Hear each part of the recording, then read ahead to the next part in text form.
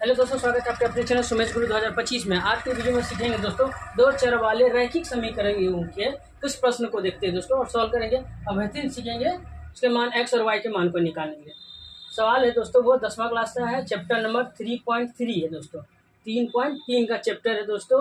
प्रश्न है कि निम्न रैखिक समीकरण युग्म को प्रतिस्थापन विधि द्वारा, किस विधि द्वारा दोस्तों? प्रतिस्थापन विधि के द्वारा हल करना है।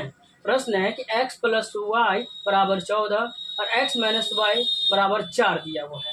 दो समीकरण दिया है, x प्लस 4 बराबर 14 और x माइनस वाई बराबर 4 दिया गया समीकरण युग्म है। ये युग्म में है कि युग्म में दिया हुआ है दोस्तों कि x प्लस वाई बराबर 14, इसको समीकरण 1 मान लेते हैं, और x माइनस 4 बराबर 14 बराबर इसको हम लोग समीकरण 2 मान लेते हैं। समीकरण 1 से हम लोग लेते हैं तो y को हम यहाँ आने दिया, x को इधर उठा के ले गए, तो इधर जब इस लाइन से उधर जाएगा दोस्तों तो बताई थी जादुई पुल है, इससे जाएगा तो प्लस माइनस बन जाएगा, माइनस प्लस में हो जाएगा दोस्तों।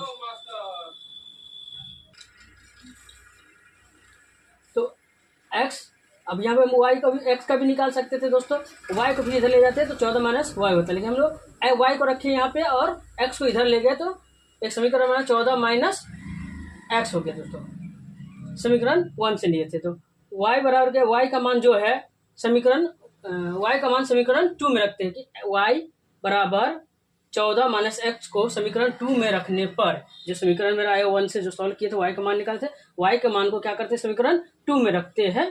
तो 2 में रखे तो x 2 क्या था, x y की जगह कितना बैठेगा दोस्तों 14 माइनस एक्स, 14 माइनस एक्स यहाँ बैठा है, ब्रैकेट में रखते क्योंकि माइनस था पीछे इसलिए। अब तो सॉल्व करते हैं दोस्तों, तो क्या हो जाएगा दोस्तों, यहाँ ब्रैकेट बाहर है 14 माइनस और माइनस माइनस क्या होगा प्लस एक्स, 14 माइनस में और प्लस हो जाएगा एक्स, ये हो गया।